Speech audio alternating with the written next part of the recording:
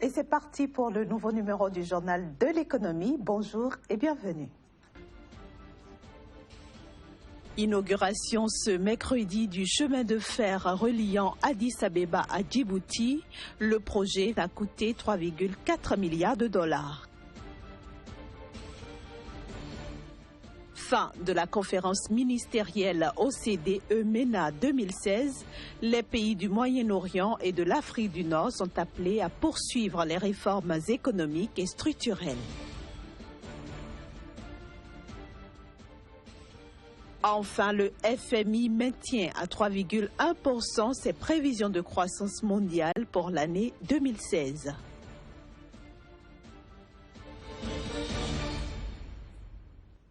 Je le disais à l'instant, la toute nouvelle ligne de chemin de fer reliant Addis Abeba, la capitale éthiopienne, à Djibouti est désormais fonctionnelle. Cette ligne ferroviaire qui vise à booster l'économie des deux pays permet de faire le trajet en environ 10 heures contre plusieurs jours auparavant.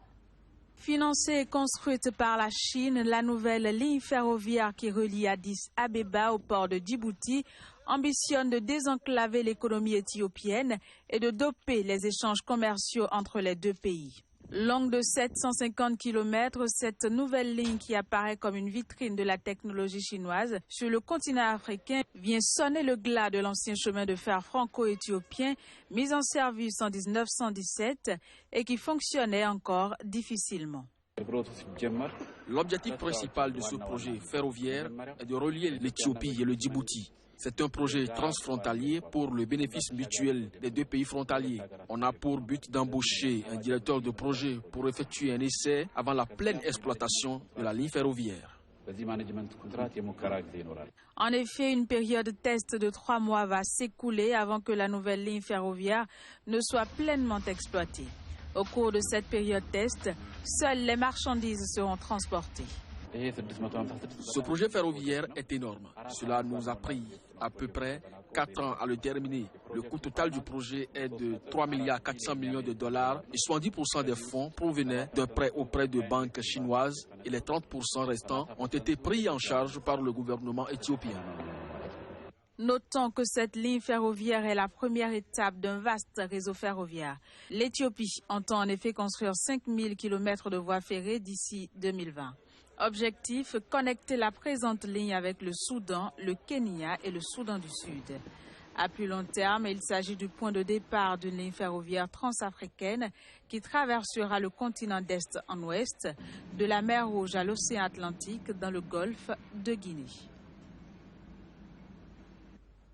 La conférence ministérielle de l'Organisation de coopération et de développement économique OCDE pour la région Moyen-Orient-Afrique du Nord s'est tenue mardi en Tunisie. Principale recommandation à noter, les pays du Moyen-Orient et ceux de l'Afrique du Nord doivent poursuivre les réformes économiques et structurelles afin de permettre à leur population de regagner leur confiance et donc aussi de trouver des emplois nouveaux.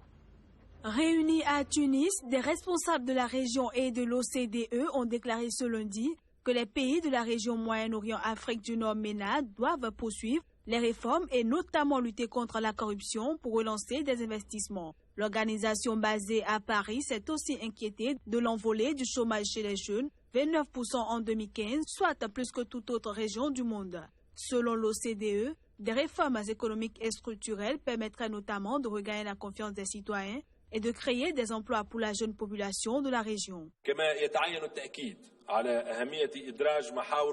Il faut insister sur l'importance d'inclure de nouveaux axes en lien avec des questions de portée régionale et internationale, comme faire participer les jeunes à la vie politique, la gouvernance locale, le dialogue social, la gouvernance institutionnelle et la problématique sociale. Et ce, dans le but de soutenir les mécanismes et les politiques d'évaluation et de développer les moyens d'audit et de la surveillance interne. Entre 2009 et 2015, le chômage des jeunes de la région de MENA est passé de 24 à 29%. Ça veut dire qu'au lieu de réduire, on a eu une augmentation. alors que la tendance était à la baisse au cours de la précédente décennie.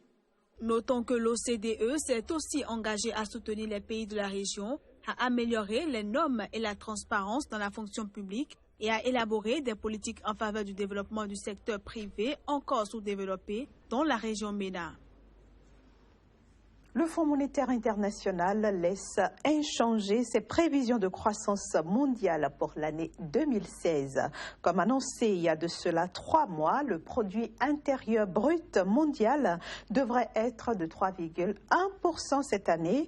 Plus de précisions avec le conseiller économique et directeur des études du Fonds monétaire international. Global growth remains weak. La croissance mondiale reste faible, même si elle ne montre aucun ralentissement notable sur le dernier trimestre.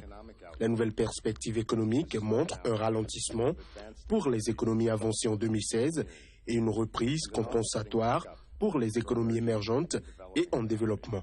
Dans l'ensemble, l'économie mondiale ne progresse pas. Nous prévoyons une croissance économique mondiale de 3,1% en 2016 et de 3,4% en 2017, les mêmes prévisions qu'en juillet, peu après le vote du Brexit au Royaume-Uni. Intéressons-nous maintenant aux affres des changements climatiques qui n'épargnent aucun domaine d'activité.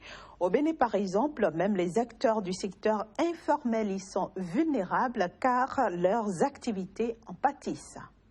Les variations climatiques saisonnières à la base constituent des perturbations dans l'exercice d'un certain nombre de métiers. Le climat du Bénin étant composé de saisons pluvieuses et sèches qui se relaient, les travailleurs à l'air libre se trouvent être particulièrement exposés à tout changement.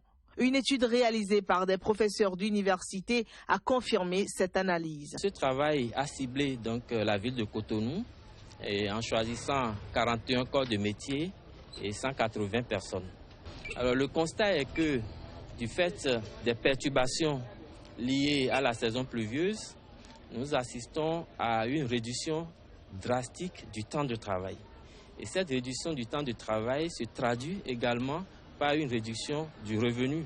Vous prenez par exemple une vendeuse ou un vendeur à la sauvette à nos carrefours. Quand il pleut, l'activité cesse totalement et il attend le retour du beau temps donc pour revenir à son activité.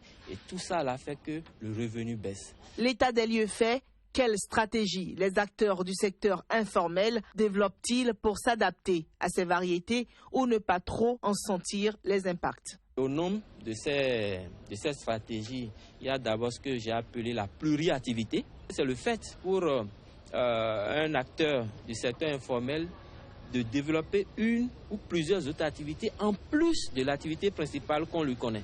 Et donc, il y a 2 formes de pluriactivité. Il y a une pluriactivité temporaire, le temps 2 ou 3 mois, le temps que le beau temps revienne, il développe une activité pour compenser l'érosion de son revenu.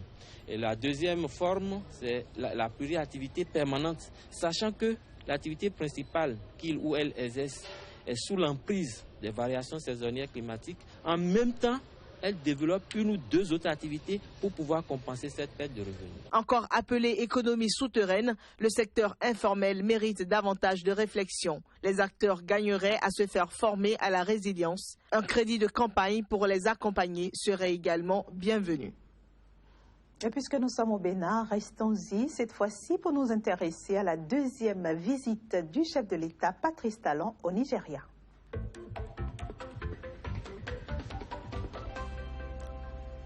Et pour en parler, nous retrouvons Casimir Pédio. Bienvenue Casimir. Bonjour Inès. Alors, Patrice Talon a effectué donc sa 2e visite au Nigeria. Mais pourquoi? Bien sûr Inès, le chef de l'État béninois, le tout nouveau élu en mars dernier, a effectué son 2e visite officielle, ça il faut le préciser, et 3e du genre parce que déjà le 16 mai 2016, il était aux côtés de François Hollande et des autres donc pour discuter des questions de terrorisme.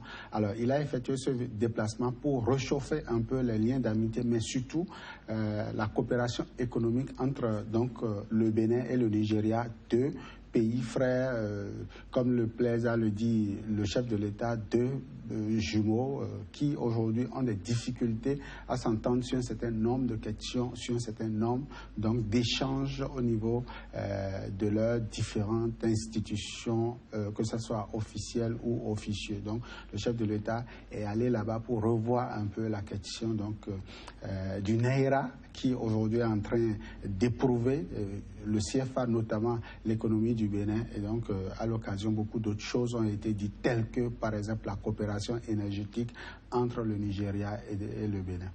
Vous l'avez dit, Kazmik Bediol, le Naira est en pleine dépréciation et l'économie béninoise ressent le contre-coup de cette réalité-là. Mais on a constaté que la douane béninoise a décidé d'interdire les importations. Bien sûr. Est-ce une bonne solution? Pas du tout. Ça, c'est une mauvaise décision parce que dans un pays comme le Bénin où on ne produit pratiquement rien, les biens de consommation nous sont venus directement de l'Europe, de l'Asie ou des Amériques, on ne peut pas se permettre donc d'interdire par voie terrestre les importations parce qu'il y a beaucoup de produits qui passent par le Nigeria et qui rentrent sur le sol. Il y a beaucoup de produits qui